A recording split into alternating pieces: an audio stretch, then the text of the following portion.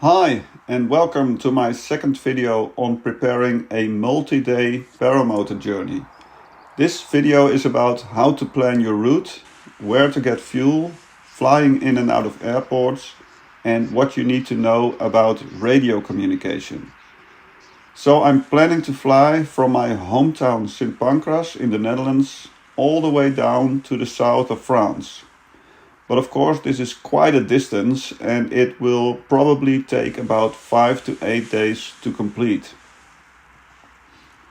Now if I would push myself really hard, I could perhaps half that, but I think I will fly about 200 kilometers per day max. Because it's not a race, it's supposed to be fun. My plan is to do morning flights only, leaving room for delays and have the afternoon as reserve time, or to just have a good rest and perhaps do some sightseeing and enjoy some nice French cuisine while I'm there. I will basically fly from airport to airport, and I need to let these airports know in advance when I will be arriving, because they want to know when to expect me and to arrange refueling. That is why I cannot make my schedule too tight, and also I want to enjoy it as much as I can and perhaps take some detours here and there to be able to fly over beautiful places. Now on day one I will launch from this field or the larger field, and my first stop and overnight stay will be just before or just across the Belgian border, which is about 180 kilometers or 112 miles away. My maximum range with a 17-liter fuel tank is about 200 kilometers, so this first leg should be just doable if the winds work in my favor. 17 liters of fuel is already quite a heavy load, together with the paramotor on my back and the luggage in my front bag. So these zero wind launches just before sunrise will be hard work for sure to get up in the air, leaving little room for errors. Now, why do I need to take so much fuel with me? The thing is that in the Netherlands and Belgium you are not allowed to just land somewhere and refuel. You need permission from the landowner and the authorities to do launches and landings on a field. So I cannot go about it like Tucker God does in the US and refuel at any suitable gas station. So if I plan to do fuel stops outside of airports, I need to follow certain rules. But having said that, like with any aircraft, if something happens, like a motor out, I must be able to land in the field and fix the issue. It's rare, but engines do fail sometimes and shit happens. I am not a mechanic, but I do know a little about engines, and if you have a motor out with this type of engine, I can probably solve that, just not when I'm in flight. Apart from restricted airspaces where you are not allowed to fly, this is why we also don't fly over built-up areas or lakes. A motor out can happen at any moment and you need to be on the lookout for possible landing zones constantly. That is what you learn in flight school. So I really prefer to do my stops at airports only. And if I must land at a gas station, I also need quite a large and empty field next to it. Plus a friendly and welcoming farmer owning that land.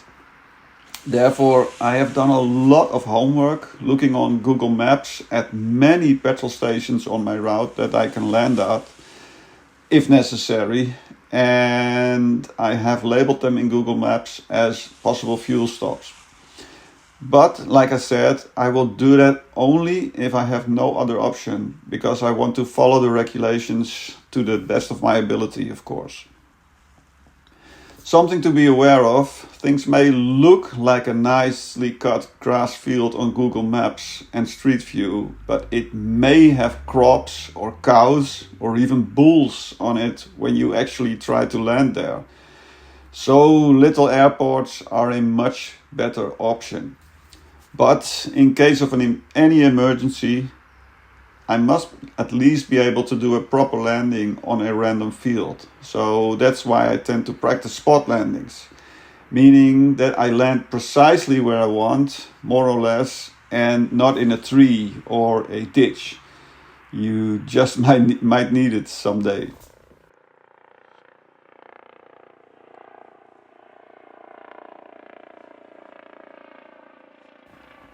About flying in and out of airports, you cannot just fly to an airport and try to land there. You must contact them in advance and they need to welcome you. This is called a PPR, which stands for Prior Permission Required. Many airports operate PPR only, plus you need to follow a specific flight pattern. Next to having that prior permission, you must be able to talk to the airport while flying using a special airband radio called a transceiver, which also requires speaking the ATC language, ATC meaning air traffic control, for which you need to follow a course.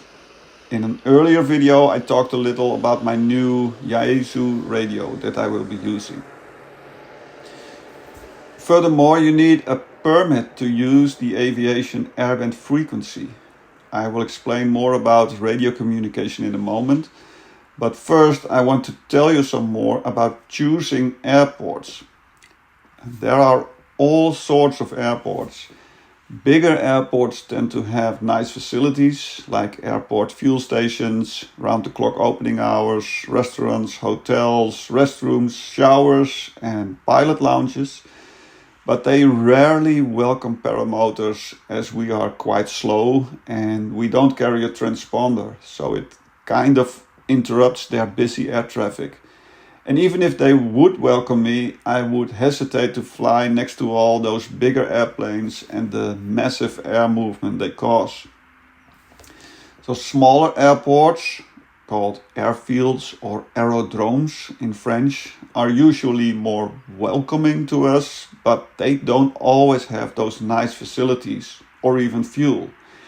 And they can be in the middle of nowhere. So I did a lot of searching and I have contacted numerous airports. Now, some said no, others never responded, but quite a few said yes and became on my list as possible place to stop or to spend the night. Something worth knowing, in France, many aerodromes require a special Total card to buy fuel. It's basically a debit card of the French Total oil company that you put some money on in advance to be able to do a payment for your fuel. Now, back to radio communication. Like I said, I will be crossing some country borders, flying through different countries, namely the Netherlands, Belgium and France. Countries with different rules, speaking other languages, so that's a challenge. But I must be able to talk to airports, to flight information service and other pilots in the air using my transceiver radio, my license to operate it, and speaking the ATC language. As you can hear, my English is fairly good, but my French not so much. And many aerodromes in France are French speaking only, which makes it more difficult for me to land at and launch from. But I have trained myself to a certain level so that I can speak a number of standard sentences in French. I also learned a lot by watching a very good video on this topic on YouTube. I'll put the link down below. It basically comes down to communicating about your exact position, altitude, and your intentions when you come in for a landing or when you take off. It's all about safety, so that people at the airfield or other pilots in the air know what you are about to do. Now, airports can be either controlled or uncontrolled, which means that at a controlled airport there is someone, a person, on the ground in a tower you communicate with over the radio during takeoffs and landings. At these smaller uncontrolled airports, you talk over the radio so that other pilots in the area hear about your intentions to either land or take off. And you can hear their intentions. This is called air-to-air communication. These uncontrolled smaller aerodromes in France are usually not busy at all, which is of course nice for me. Hopefully my knowledge of French will be sufficient to fly in and out of a French aerodrome. If it's not busy, you basically just need to speak a couple standard sentences to communicate your intentions properly. I just hope they don't respond with a lot of angry words that I don't understand. We'll see how that goes. Promise me not to laugh. In my next and last video about preparation, I will tell you some more about my actual planned route with my planned airfield stops and all the stuff you need to pack. What are the absolute must-brings and why? Also, I will explain some more about how I will video the whole adventure. Well, as soon as I know when I will be leaving, I will of course let you know on this channel. So please press that subscribe button. It's free of any charge, and turn on that notification bell so you will be notified when I upload new videos. Until next time.